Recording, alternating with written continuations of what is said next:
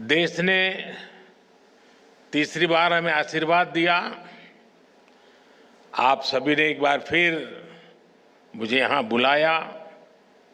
मैं आप सबका आभार व्यक्त करता हूँ। साथियों, मुझे खुशी है कि इस वर्ष भारत मोबिलिटी एक्सपो का दायरा काफी बढ़ गया है।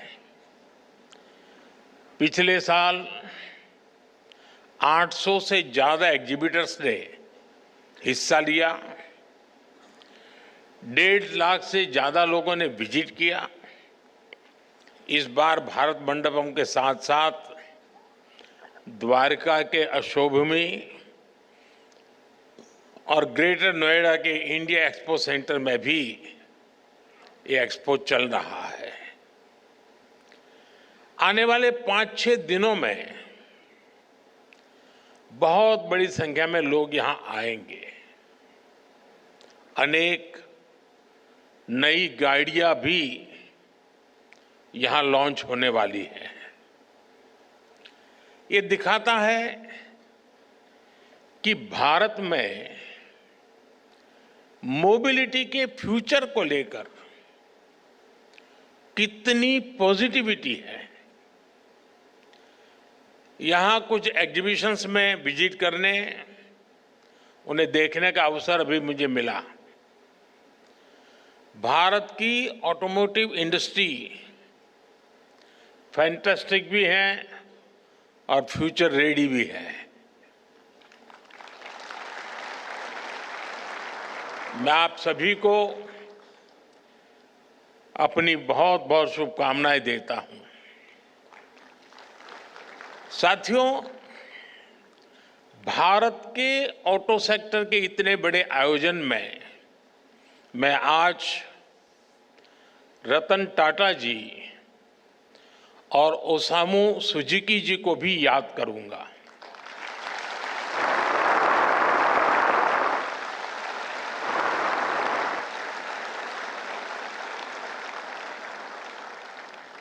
भारत के ऑटो सेक्टर की ग्रोथ में मिडिल क्लास के सपने को पूरा करने में इन दोनों महानुभावों का बहुत बड़ा योगदान रहा है।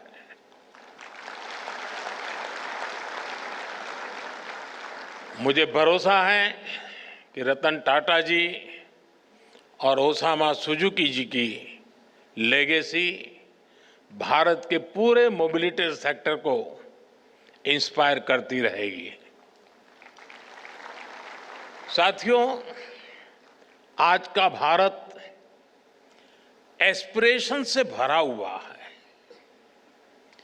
युवा ऊर्जा से भरा हुआ है। यही एस्पिरेशंस हमें भारत की ऑटोमोटिव इंडस्ट्री में दिखाई देती हैं। बीते साल में भारत की ऑटो इंडस्ट्री करीब 12% की ग्रोथ से आगे बढ़ी है। Make in India, make for the world के मंत्र पर चलते हुए अब एक्सपोर्ट भी बढ़ रहा है। इतनी तो दुनिया के कई देशों की पॉपुलेशन नहीं है जितनी हर साल भारत में गाड़ियां बिक रही हैं।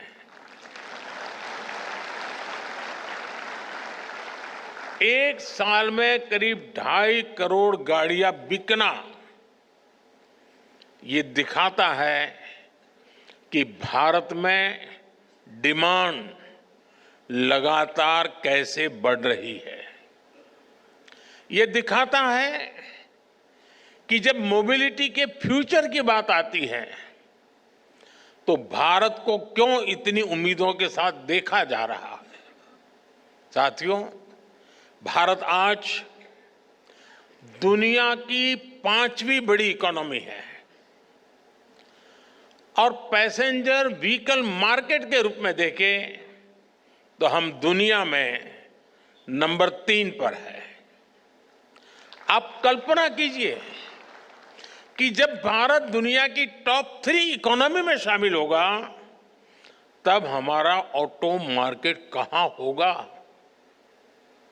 विकसित भारत की यात्रा मोबिलिटी सेक्टर के भी अभूतपूर्व ट्रांसफॉर्मेशन की कई गुना विस्तार की यात्रा होने वाली है। भारत में मोबिलिटी के फ्यूचर को ड्राइव करने वाले कई फैक्टर्स हैं, जैसे भारत की सबसे बड़ी युवा आबादी, मिडिल क्लास का लगातार बढ़ता दायरा, तेजी से होता अर्बनाइजेशन, भारत में बन रहा आधुनिक इंफ्रास्ट्रक्चर, मेक इन इंडिया से अफोर्डेबल व्हीकल, ये सारे फैक्टर्स भारत में ऑटो सेक्टर की ग्रोथ को पुश करने वाले हैं, नई ताकत देने वाले हैं। साथियों, ऑटो इंडस्ट्री के विकास के लिए नीड और एस्पिरेशंस, ये दोनों बहुत जरूरी होते हैं। और सद्भाग्य से भारत में आज ये दोनों वाइब्रेंट है। आने वाले कई दशकों तक भारत दुनिया का सबसे युवा देश रहने वाला है। यही युवा आपका सबसे बड़ा कस्टमर है। इतना बड़ा युवा वर्ग कितनी बड़ी डिमांड क्रिएट करेगा, इसका अनुमान आप भली भांति लगा सकते हैं। आपका एक और बड़ा कस्टमर भारत का मिडिल क्लास है। बीते 10 वर्षों में 25 करोड़ भारतीय गरीबी से बाहर निकले हैं। ये न्यू मिडिल क्लास अपना पहला व्हीकल ले रहा है। जैसे जैसे तरक्की होगी, ये अपने व्हीकल को भी अपग्रेड करेंगे और इसका बेनिफिट ऑटो सेक्टर को मिलना पक्का है। साथियों, कभी भारत में गाड़ियां न खरीदने का एक कारण अच्छी सड़कों, चौड़ी सड़कों का अभाव भी था। अब ये स्थिति भी बदल रही है।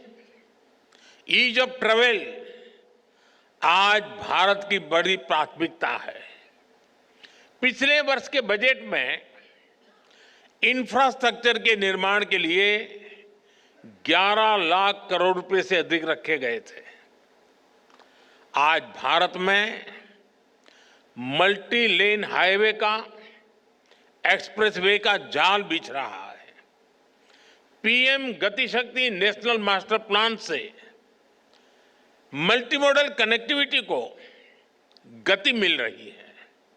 इससे लॉजिस्टिक कॉस्ट कम हो रही है। नेशनल लॉजिस्टिक पॉलिसी की वजह से भारत दुनिया में सबसे कॉम्पिटिटिव लॉजिस्टिक कॉस्ट वाला देश होने वाला है।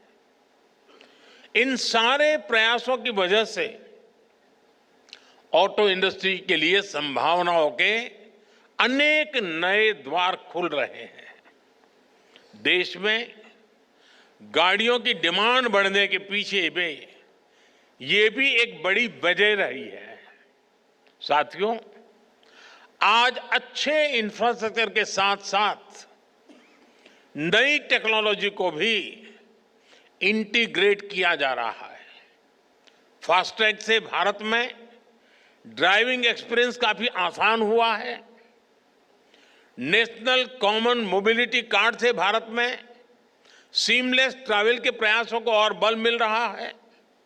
अब हम स्मार्ट मोबिलिटी की तरफ बढ़ रहे हैं।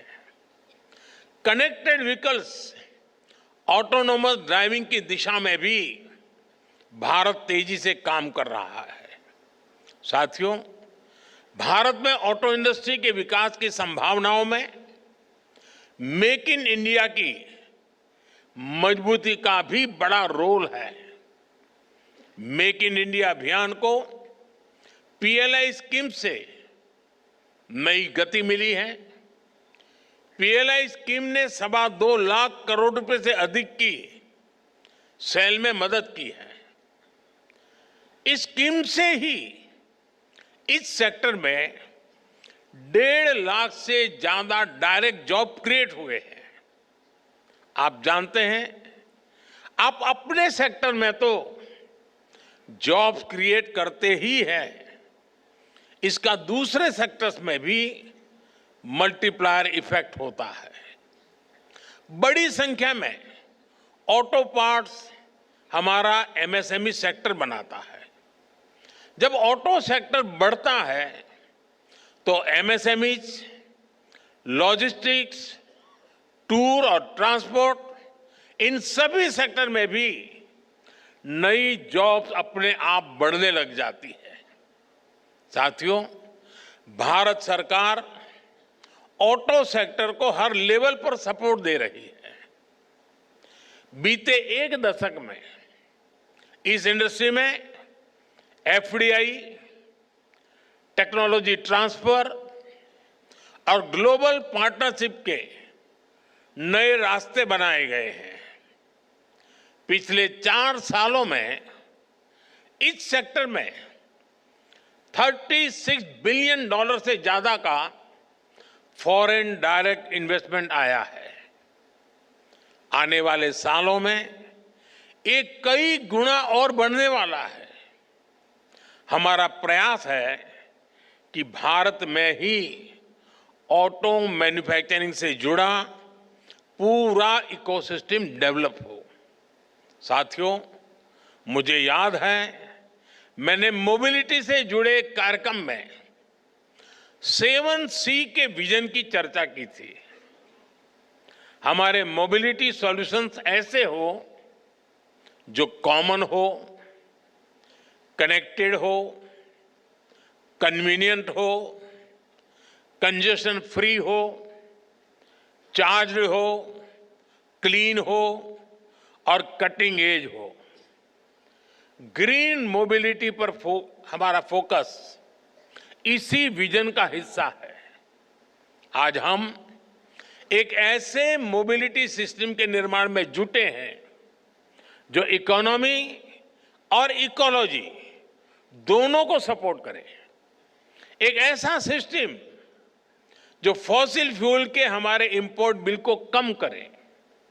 इसलिए आज green technology, EVs, hydrogen fuel, biofuels, ऐसी टेक्नोलॉजी के डेवलपमेंट पर हमारा काफी फोकस है। नेशनल इलेक्ट्रिक मोबिलिटी मिशन और ग्रीन हाइड्रोजन मिशन जैसे अभियान इसी विजन के साथ शुरू किए गए हैं।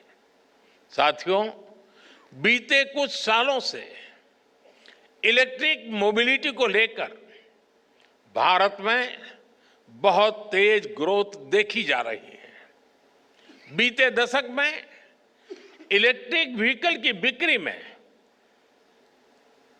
640 गुना की वृद्धि हुई है। 640 गुना। 10 साल पहले जहां एक साल में सिर्फ 2600 के आसपास इलेक्ट्रिक व्हीकल बिके थे, वर्ष 2024 में 16,80,000 से ज्यादा व्हीकल बिके हैं।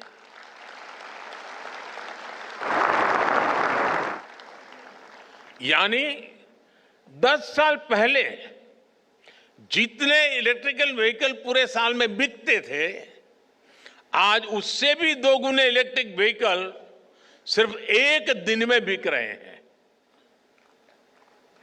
अनुमान है कि इस दशक के अंत तक भारत में इलेक्ट्रिक व्हीकल्स की संख्या 8 गुना तक बढ़ सकती है। ये दिखाता है कि इस सेगमेंट में आपके लिए कितनी ज्यादा संभावनाएं बढ़ रही है। साथियों, देश में इलेक्ट्रिक मोबिलिटी के विस्तार के लिए सरकार लगातार पॉलिसी डिसीजंस ले रही है, इंडस्ट्री को सपोर्ट कर रही है। 5 साल पहले फेम 2 स्कीम शुरू की गई थी। इसके तहत 8,000 करोड़ रुपए से भी अधिक का इंसेंटिव दिया गया है। इस राशि से इलेक्ट्रिक व्हीकल खरीदने में सब्सिडी दी गई, चार्जिंग इंफ्रास्ट्रक्चर का निर्माण किया गया। इससे 16 लाख से अधिक ईवीज को सपोर्ट मिला, जिनमें से 5,000 से अधिक तो इलेक्ट्रिक बसें हैं। यहां दिल्ली में भी भारत सरकार द्वारा दी गई 1200 से अधिक इलेक्ट्रिक बसें चल रही हैं। अपने तीसरे टर्म में हम पीएम ई ड्राइव स्कीम लेकर आए हैं। इसके तहत 2 व्हीलर, 3 व्हीलर, ई एम्बुलेंस, ई ट्रक ऐसे करीब 28 लाख ईवीज खरीदने के लिए मदद दी जाएगी। करीब 14,000 इलेक्ट्रिक बसें भी खरीदी जाएगी। देश भर में अलग अलग वाहनों के लिए 70,000 से अधिक फास्ट चार्जर लगाए जाएंगे। तीसरे टर्म में ही पीएम ई बस सेवा भी शुरू की गई है। इसके तहत देश के छोटे शहरों में करीब 38,000 ई बसें चलाने के लिए केंद्र सरकार मदद देगी। सरकार ईवी मैन्युफैक्चरिंग के लिए इंडस्ट्री को लगातार सपोर्ट कर रही है। ईवी कार मैन्युफैक्चरिंग में जो ग्लोबल इन्वेस्टर भारत आना चाहते हैं, उसके लिए भी रास्ते बनाए गए हैं। भारत में क्वालिटी ईवी मैन्युफैक्चरिंग इकोसिस्टम के विस्तार में, वैल्यू चेन के निर्माण में मदद मिलेगी। साथियों, ग्लोबल वार्मिंग की, क्लाइमेट की चुनौती से निपटने के लिए हमें सोलर पावर को, अल्टरनेटिव फ्यूल को लगातार प्रमोट करते रहना है। भारत ने अपनी G20 प्रेसिडेंसी के दौरान ग्रीन फ्यूचर पर बहुत जोर दिया है।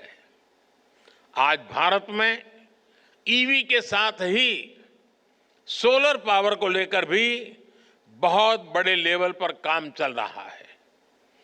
पीएम सूर्यघर मुफ्त बिजली स्कीम से रूफटॉप सोलर का एक बड़ा मिशन चल रहा है। ऐसे में इस सेक्टर में भी बैटरी की स्टोरेज सिस्टम की डिमांड लगातार बढ़ने वाली है। सरकार ने advance chemistry cell battery storage को बढ़ावा देने के लिए 18,000 करोड़ रुपए की पीएलआई स्कीम शुरू की है। यानी इस सेक्टर में बड़े इन्वेस्टमेंट का आपके लिए ये सही समय है। मैं देश के ज्यादा से ज्यादा नौजवानों को भी एनर्जी स्टोरेज सेक्टर में स्टार्टअप्स के लिए इनवाइट करूंगा।